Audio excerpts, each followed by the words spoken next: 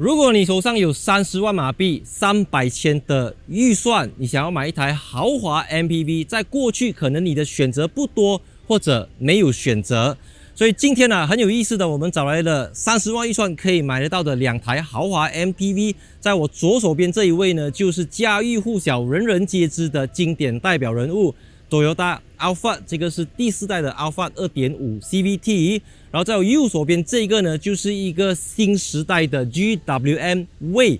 G9， 在中國叫魏牌。那 WEY 魏牌這個品牌呢，它承載了長城汽車董事長魏建軍 Jack Way 的這個品牌使命，就是圍繞着 Premium Quality、Safety 跟 Technology 來打造的一台車子。在30萬的預算裡面呢，你可以有這2種完全不同的用車方式。然后今天這集我們主要就會透過這2台車子的這個比較，透過這2台車子的對比，來給大家知道這個他們各自有什麼樣的亮點，他們各自代表着什麼時代的科技。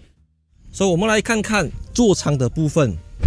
那雖然 GWM Way G9 的車身外觀看起來是一個傳統的 MPV， 但是它的內飾座艙完全是一個 Next Generation 次世代的智能駕駛座艙，有別於傳統的那一種很多按鈕，然後熒幕就是為了大而已，不是，它完全就是以新能源車的這個姿態來打造。所以這個14.6寸的熒幕呢，它的這個芯片，它的整個操作的使用感等等，熒幕的像素、高清程度等等，都是在 Toyota 之上。而且 Toyota 的那個熒幕雖然大個，但是你會感覺到那個熒幕的功能有限，但這個不是，這個是完美的整合了車子的所有的功能，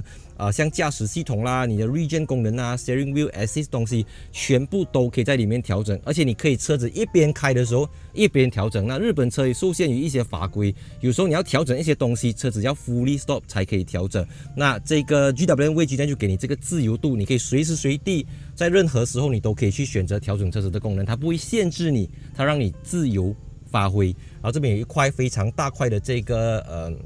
电子仪表板，还有21个 speakers 的这个高级音响系统，然后还有 Air Quality Control 的这个 Plasma 空气净化系统，50瓦的 Wireless Charger， 你要 Type A 的接口、Type C 的接口，这个 Boss Switch 的功能都有。然后方向盘的整個質感設計都走的是 Minimalism 簡約風，所以我覺得整個GWM Way G9 的座艙啊，如果說這個 Toyota Alphard 是保守穩重的代表，那 GWM Way G9 呢，就是一個 Next Generation 新時代的設計座艙，它讓你有滿滿的科技感跟未來感。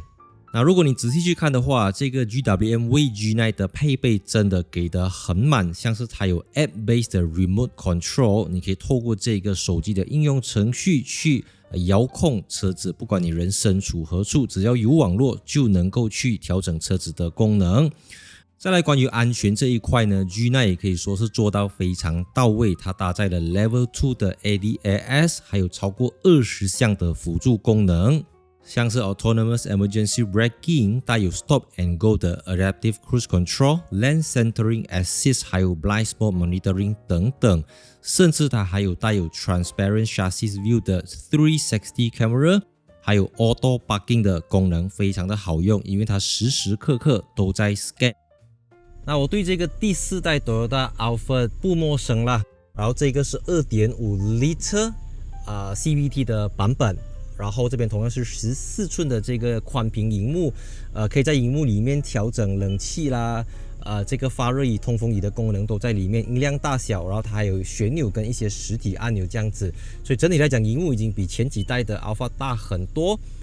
的大臂，它還是怎麼講？它很多車子相關的功能還是必須要進入很多個界面，然後它的操作方面你會明顯 feel 到它比較慢啦 ，OK， 然後但是電子儀表板也跟進了時下最流行的東西，然後有這種齊全的安全輔助系統，方向盤的調整現在也是電動的，不是那種手動的 telescopic， 然後你肉眼看得到的東西全部都是有縫線跟皮革包裹，可以說是非常的 premium。compared to之前的啦，然後這邊有一塊面板可以開啟車門、關閉車門，side shade、roof shade 全部都在這邊，然後記憶座椅的功能，3個記憶座椅都在裡面，然後還有很多的這種按鍵。So overall 來講，我覺得 Toyota Alphard 就是作為這個極具的代表人物啊，它起到了一定的這個標杆作用啦，就大家都會針對它去加強，給你更好的 material， 給你更好的材質，給你贏過 Alphard 的東西。所以 Alphard 當然 Alphard being Alphard 東西是非常的 standard， 非常的 standard premium 的一種 premium 啦。再來這個 2.5L CVT 的 Toyota Alphard， 我是沒有在這邊看到有 JBL 音響，還是有一些比較高級的音響系統。然後剛才那個是21個 speakers 的豪華音響，所以這個30萬的預算呢，就看大家要怎麼樣去選擇，都好。Alright， 我們來看一下這個 GWM Wave G9 的第二排空間有什麼特別？有一個 side step 上來，關門。那因為這個 GWM Wave G9 的車身長度是比 Toyota Alphard 長了40個 mm， 軸距是3085 mm， 也比 Alphard 長了85個 mm， 所以這個長軸距也體現在它的車廂內部空間。那還有兩個重點，第一個就是它有2、3排共軌，所以這個軌道呢是從這邊一直到第3排去，一共長達1845 mm， 超級長的這個滑軌。那也當然是第3排了，就有1050 mm 的這個移動空間，前後滑動的這個距離。它有這個 Zero Gravity Seat 零重力座椅，所以零重力座椅呢，簡單來講就是讓你的這個腳趾頭跟你的心臟達到一個接近水平線，這樣子就可以降低你心臟的這個負擔，就是說所謂的久坐不累，久躺不累，看到嗎？我們回去標準的這個座椅，然後這邊有一個玻璃車頂，然後前面也有玻璃天窗，它是2片分開式的。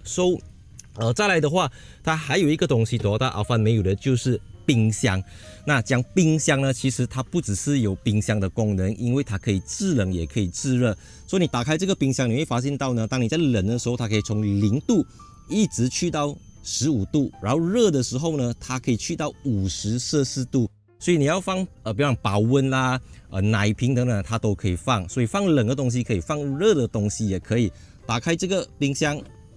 ，12.5 litre， 你可以放很多水瓶，很多東西都可以。你去 supermarket 買東西回來，你可以把它放在裡面，讓它去制冷。這個東西是 Toyota Alphard 做不到的。再來其他標準的東西，像是 USB 接口，它也提供。然後這邊有這個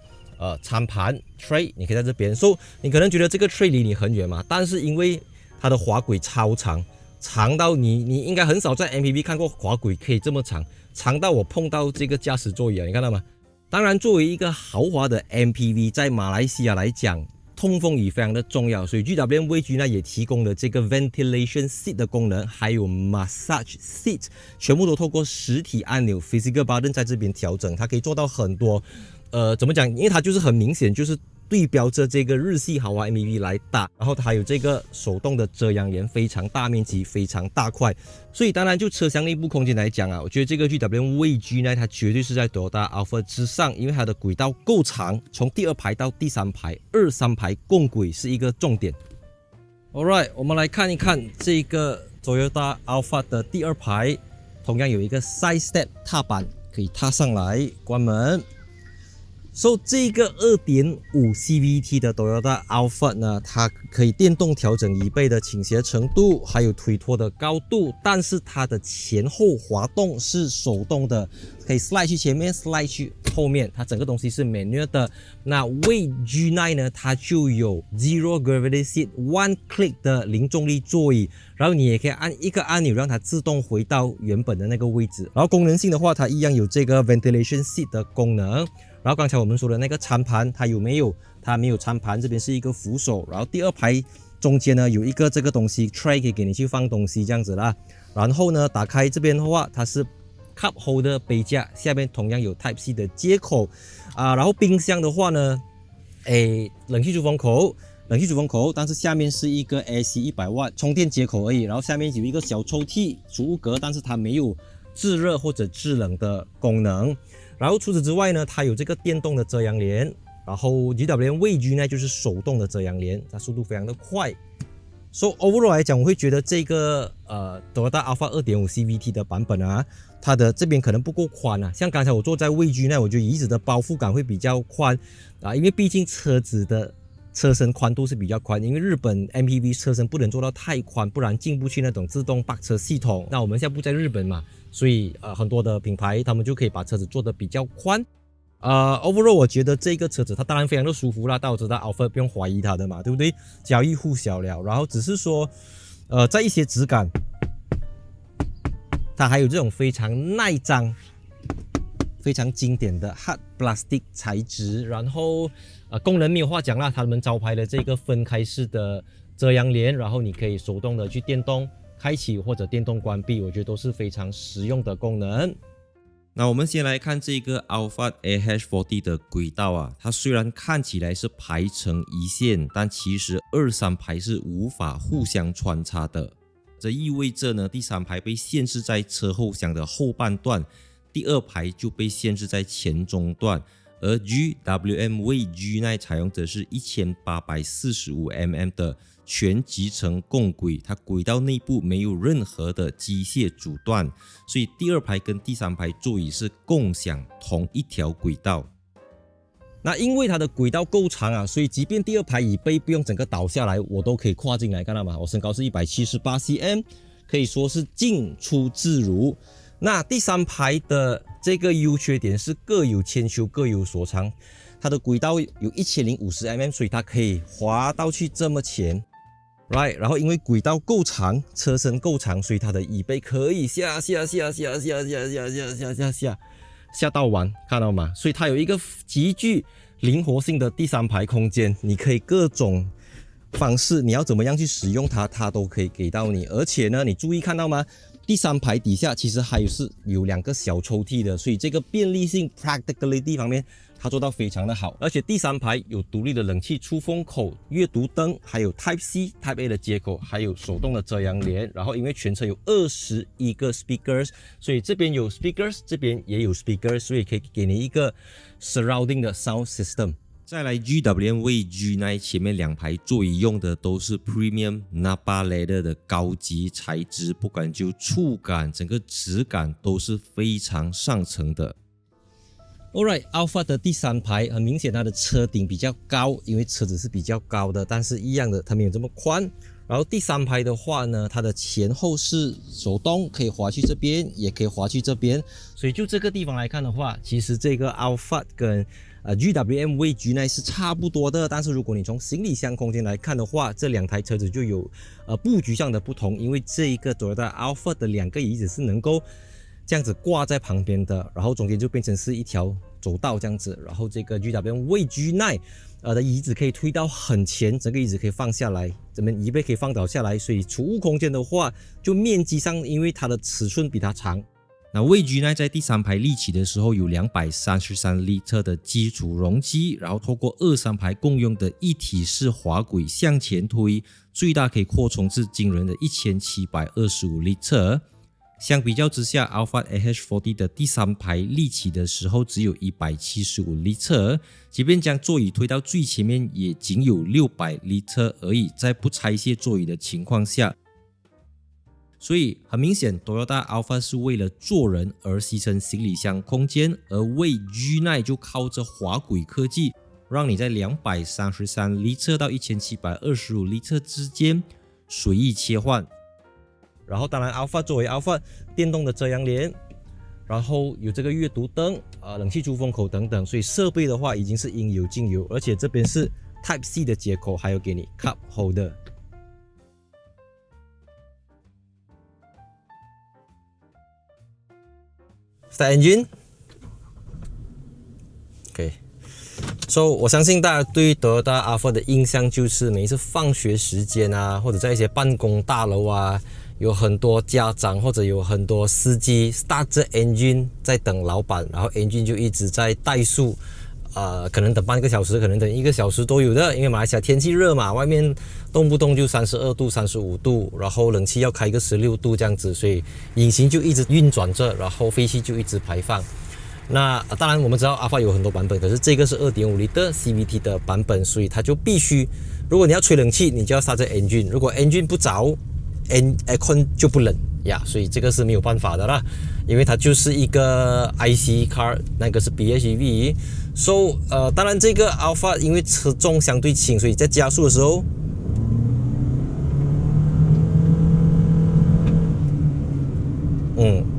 它的 CVT 當然無段式嘛，所以它是相當的順，只是說就聲音啦，因為你要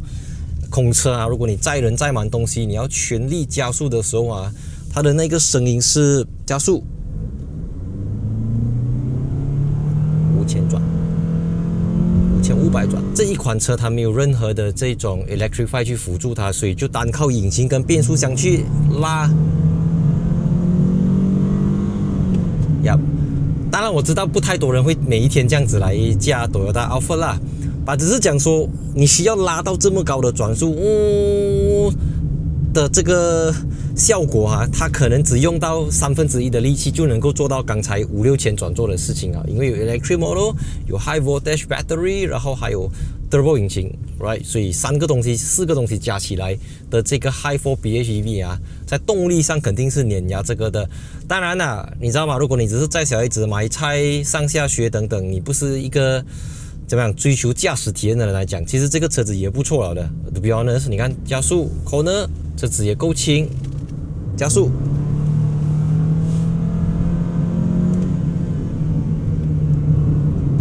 過彎也可以，只是說，畢竟前輪驅動，當你在剎車的時候，那個點頭 ，OK， 所以這種點頭的東西啊，比如講你 emergency brake 的時候啊，如果駕駛者 feel 到這樣子，在第二排可能會成倍的，可能會乘2，第三排又要出來了，對吧？所以 Alphard 的這個優點就是它的柱子的面積大 ，OK， 視覺上、視野上它比較寬闊。因為你講30萬的預算，其實你也不能夠買到太動力太強勁啦，比如講 Turbo 啦，或者是以後未來本地市場會有 PHEV 也說不定。但是就現階段來講，這個 GWM Way G9 已經可以給到你下一代的東西了啦。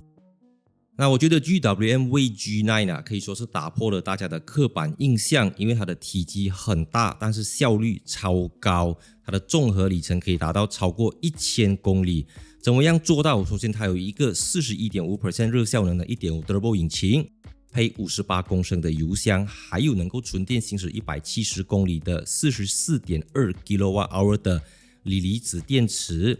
即便在低電量的時候，它都能夠做到 6.2 liter per 100 km， 也就是 16.1 km per liter。那相比較這個 Toyota Alphard 2.5 CVT 的話，它的官方油耗是 9.0 liter per 100 km， 所以 6.2 liter per 100 km versus 9.0 liter per 100 km， 我講的還只是在低電量的時候，如果電池充滿，效率會更高。那至於充電速度的話呢，雖然它只是一個 PHEV， 但是它具備了跟 BEV 一樣的充電速度，它有 6.6 kW 的 AC 和60 kW 的 DC 快充，所以26分鐘可以從 30% 充到 80%。另外它同樣支援 3.3 kW 的 V2L 對外放電功能，這個對於停電或者是去露營的時候非常非常的實用。那首先我們在賬面上看得到，這個車子幾乎是一個無敵啊，幾乎是完美的存在。但事實上，當你坐到駕駛座上面，手握着方向盤的時候，它是不是這麼一回事 ？OK， 負責任的告訴大家，是，絕對是。因為這個 High 4 PHEV 啊，它讓我最 surprise 的就是，那大家都知道呢，我自己個人對於動力數字其實還好，我更注重的是它的表達方式，比如說啊，它是前輪驅動啦，還是後輪驅動啦，它什麼時候4輪驅動這個東西。所以我開了它幾天過後，我發現到其實我看大部分時間它都處於後輪驅動，而且它是用後馬達來驅動後輪，所以它是一個Rear Wheel Drive 的車子，只有當你在起步、上坡抓地力不足的情況下，前軸才會介入。它可能是 1.5 L Turbo 引擎，它也可能是前面的馬達去介入它，所以它4個輪子之間的扭力分配是非常智能、非常聰明。所以當車子長時間都處於後輪驅動的時候，你就會發現到它的轉向更加的精準，更加的清晰。所以一般上，你前軸如果驅動車子的話，它會拉扯着那個車子，所以你的轉向會怎麼講？你會更加的不自然。減速啊，比如講你鬆開踏板的時候，你會發現到它也會回電，所以它是透過後軸回電到它的這個 High Voltage Battery。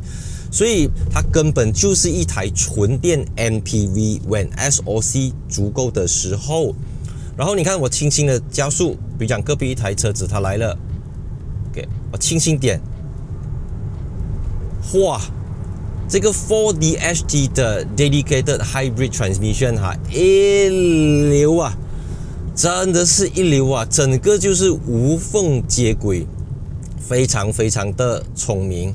所以它是442 PS 跟642 Nm 的這個 Total Output 啦，就是油電混合。那反觀這個 Toyota Alphard 2.5 Liter NA 的版本，它是只有180多個 PS 跟200多 Nm， 所以就這樣來看，基本上它是比它多了2到3倍的這個動力。當然，這個動力我們都知道 is a MPV， 它不是要去跟人家比0到100等等，它可以做到 5.7 秒，非常的誇張，而是它可以讓你達到 effortless，OK， 就是不費力。然後我如果說一般的什麼大 CC 啦 Turbo 引擎的 MPV 可以讓你不費力， GWM G9 是不費吹灰之力。通常啦，我們講這麼大扭力的車子，哇 Total Output 642 Nm， 當你在加速的時候，可能4個輪子會手忙腳亂，但是它不會。為什麼它不會？因為它是4輪驅動，而它不是簡單傳統的4輪驅動，利用傳動軸等等，不是，這個叫 High 4 BHEV Hybrid Intelligent 的 BHEV 系統，所以這個是我覺得真的是降維打擊啊！如果你要拿這個 High 4 BHEV 來跟一個 2.5 Liter NA CVT 來比啦，比什麼？碾壓，壓倒性的碾壓呀！不管是 on paper 還是 on the road。大家知道我試駕很多 BHEV， 各種形狀、各種尺寸的 BHEV， 但 BHEV 往往有一個最大的軟肋，就是續航力不夠。所以很多的 BHEV， 你加了锂離子電池沒有錯，但是它只給你可能25公里、可能50公里的 EV range， 然後通常你出2個多沒有了，就完了。但是啊，我可以連續幾天開這個車子，幾乎 100% 都在用純電行駛，這個是不可思議的。因為電池夠大嘛，我們都知道 44.2 kWh 的電池能夠提供給它170公里 NEDC 的這個續航力，所以170公里啊，我覺得 even 在 Klang Valley 可能我們經常要 travel， 你知道嗎 ？maybe 從 Shah Alam 去到Kepong都好了，你從 Shah Alam 去到Kepong來回基本上都夠你1-2天使用這個純電了啦。I mean depends on 你怎樣駕它啦。我載着小孩子在車廂裡面睡覺，這個夠大，電池夠大，我的 SOC 甚至不用到滿，小孩子都可以在車廂裡面休息半個小時、1個小時、2個小時，引擎是完全處於熄火的狀態，它不會排放廢氣，不會排放尾氣，不管對車內的人還是對車外的乘客來講，這個 GWM G9 啊，它不只是一個Luxury MPV， 你不可以只是用一個2.5 Liter NA MPV 的角度來看它，因為它能夠做的事情，不是一般傳統的 MPV 做得到的，比如講 V2L 啦，對外放電的功能啦，在車裡面休息啦，不會排放廢氣等等啦，所以就駕駛來講，可能你需要適應的就是車重 ，OK， 因為我們都知道能力越強，責任越大，用了這麼多的high strength steel、ultra high strength steel， 在這個整個車子的骨架、骨幹方面，它要保護乘客它要保護整台車子的整個架構，所以車子是非常非常的剛性，真的是一種公路坦克的概念啊。Sport Mode 加速，哇，到很後段引擎才介入才參與這個工作 ，but 哇 ，Oh my God， 你知道嗎？因為一般上如果你開一個汽油引擎的 MPV 它可能是自然進氣，它可能是渦輪增壓。當你去到 Sport Mode 的時候，你一直會有一種拉牛上樹的感覺，因為沒有辦法。但是因為電動馬達它給到你的是 Instant Torque 瞬間扭力，所以電動馬達的轉速是高於傳統變速箱的幾倍。所以當你加速的時候，它那一種